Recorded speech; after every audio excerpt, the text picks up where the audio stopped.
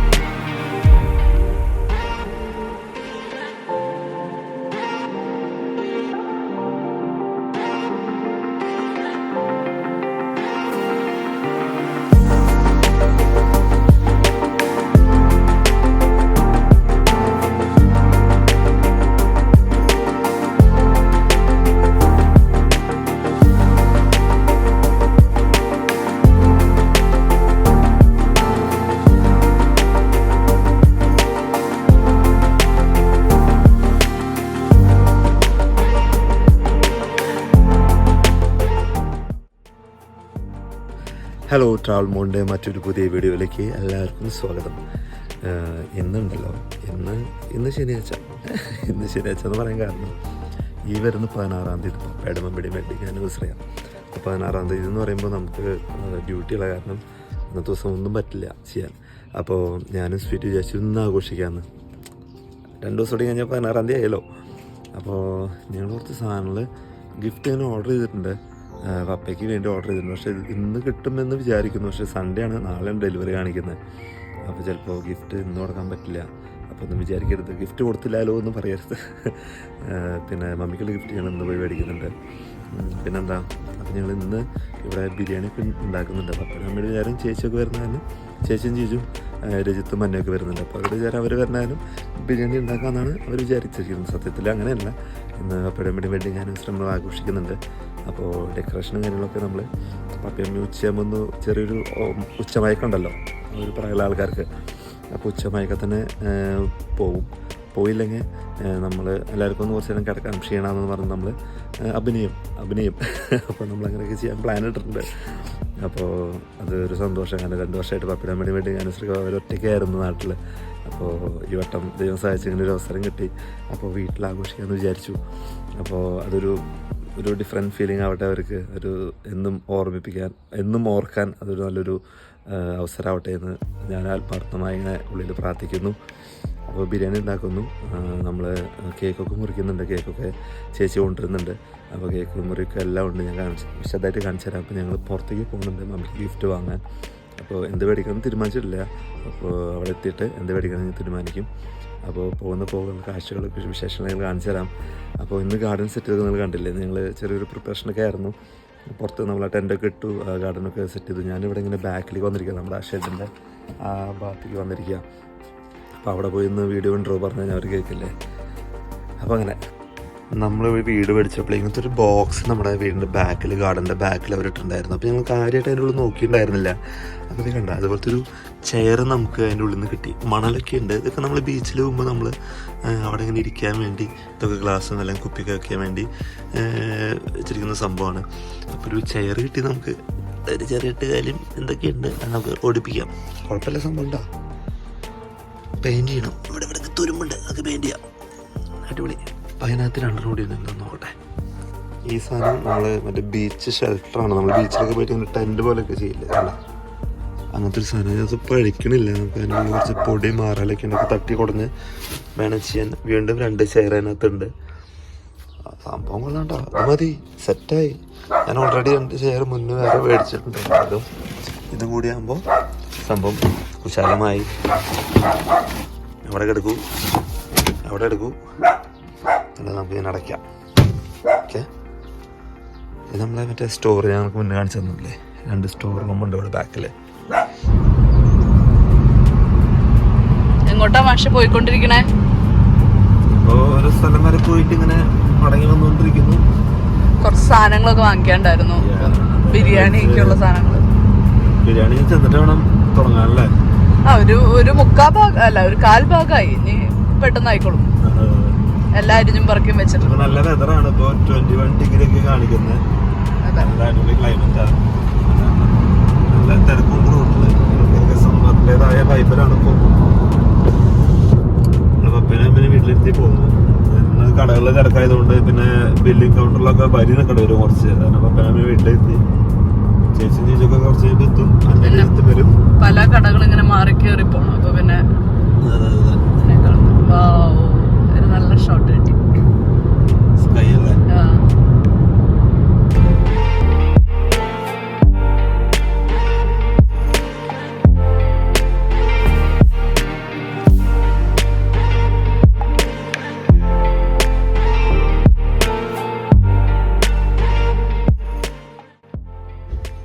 അങ്ങനെ നമ്മൾ ഈ സാധനമൊക്കെ വാങ്ങി കണ്ടോ.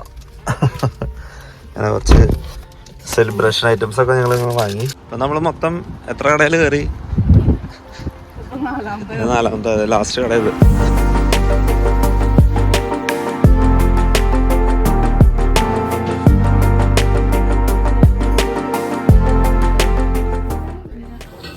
നമ്മുടെ അരി ഇങ്ങനെ തിളച്ചുകൊണ്ടിരിക്കുകയാണ്. ഞാൻ ഇളക്കില്ല.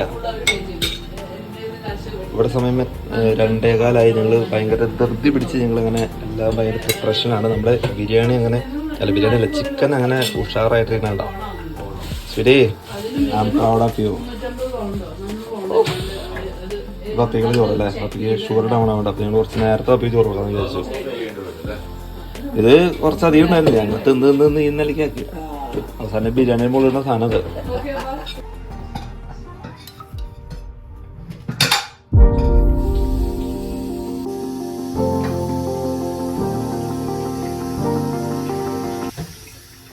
നമ്മുടെ ബിരിയാണി റെഡി ആയിട്ടാ. നമ്മളങ്ങനെ ചെറിയ ചൂട് കയറ്റിക്കൊണ്ടിരിക്കുക അവനെ ഈ പാനിൽ വെച്ചിട്ട്. അപ്പം അങ്ങനെ ചിക്കൻ ബിരിയാണി നമ്മുടെ റെഡി കഴിഞ്ഞപ്പോൾ നമുക്ക് ഒന്ന് സെറ്റ് ചെയ്യണം. അവിടെ മൊത്തത്തിൽ ഇങ്ങനെ അലങ്കോലമായി കിടക്കുകയാണ്, കണ്ടില്ലേ. അപ്പോൾ അന്നെ രുചി തോന്നതായി. മമ്മി ഇവിടെ, എൻ്റെ മമ്മി കുറച്ചു നേരം ഒന്ന് പോയിരിക്കും അവിടെ. എൻ്റെ മമ്മി ഇവിടെ നിന്ന് അനങ്ങിയിട്ടില്ല. പാവം.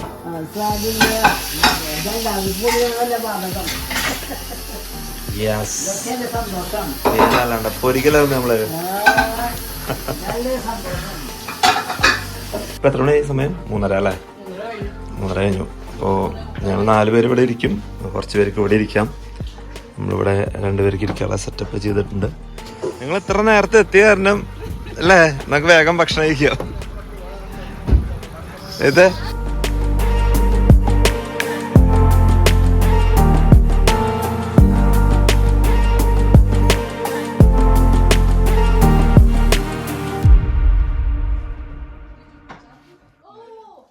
ഗൈസ്, അങ്ങനെ നമ്മളെ പപ്പേനും മമ്മീനും തന്ത്രപൂർവ്വം മേലേക്ക് വിട്ടു, കിടത്തി ഉറക്കാൻ വേണ്ടി.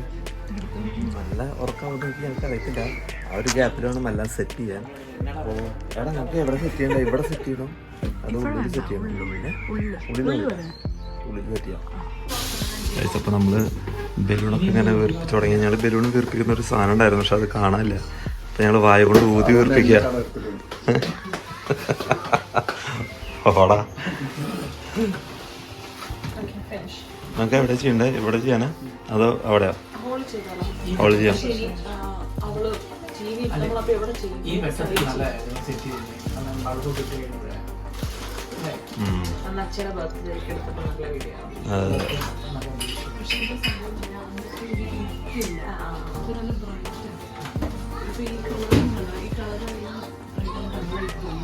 അത് ഇവിടെ നല്ലത്. ഈ ഹോളിൽ വെക്കാം നമുക്ക്, ഈ ബാത്റൂമിൽ.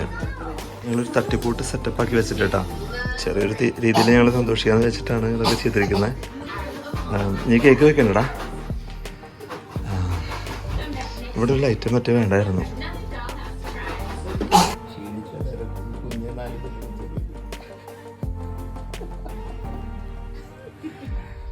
പപ്പയും ഇപ്പൊ വരും താഴേക്ക്. എന്താന്ന്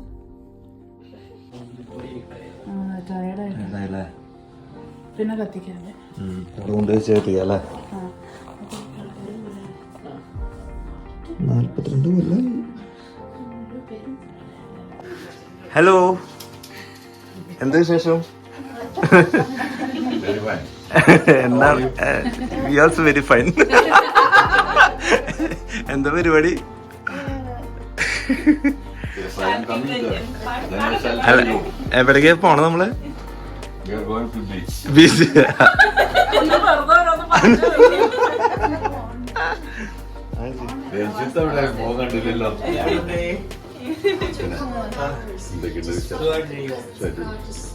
രചന കണ്ടില്ലായിരുന്നല്ലോ അപ്പാ? എല്ലാ ദിവസം വീട്ടിൽ കിടന്നാലും ഒരു 1.25 എവിടേക്കാണ് ഇവര് പോകുന്നത് വെച്ചാ അവരുടെ കൂടെ പോവാ. അതെ, അവിടെ ഇരിക്കൂ രണ്ടുപേരും. അപ്പൊ അവിടെ അവിടെ happy wedding anniversary both of you. Happy wedding anniversary.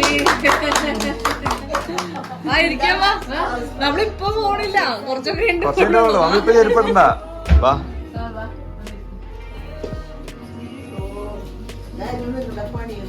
പിന്നുള്ളത്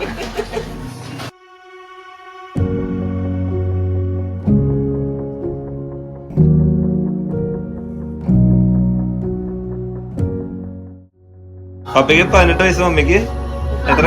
16 വയസ്സ്.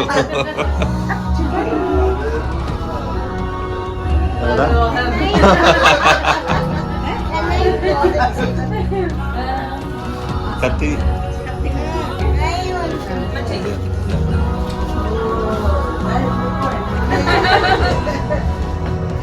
പിന്നീട് ഞങ്ങളെ ഉറക്കാൻ വിട്ട. സത്യം ഞങ്ങൾ ഉറങ്ങിയില്ല.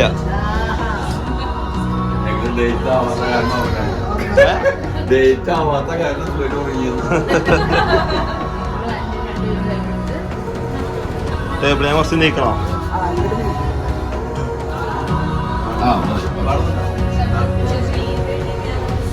അങ്ങനെ നാറ്റിക്കല നാറ്റിക്കല.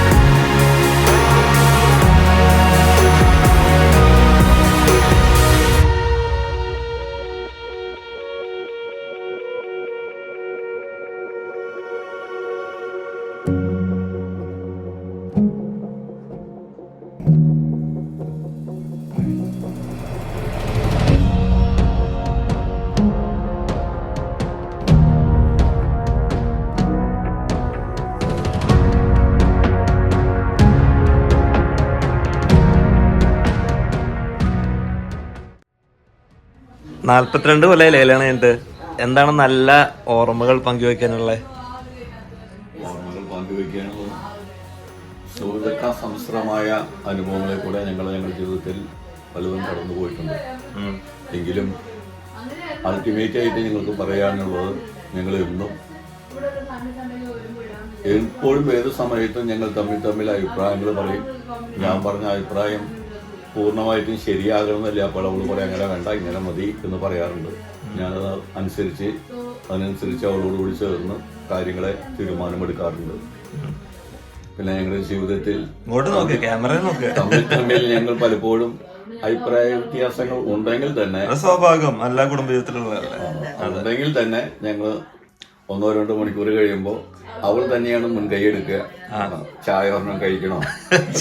അമ്മ ചായയിലും അപ്പനെ എഴുത്തില്ല അമ്മ.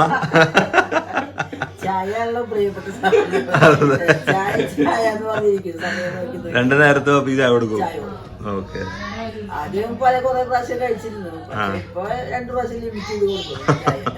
അപ്പൊ ഷുഗർ നോർമൽ അല്ലേ? അതൊക്കെ ഭയങ്കര മാറ്റമായി ഇപ്പൊ.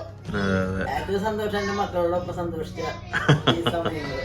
ഞങ്ങൾ ഒരിക്കലും മനസ്സിൽ പോലും വിചാരിച്ചിട്ടില്ല.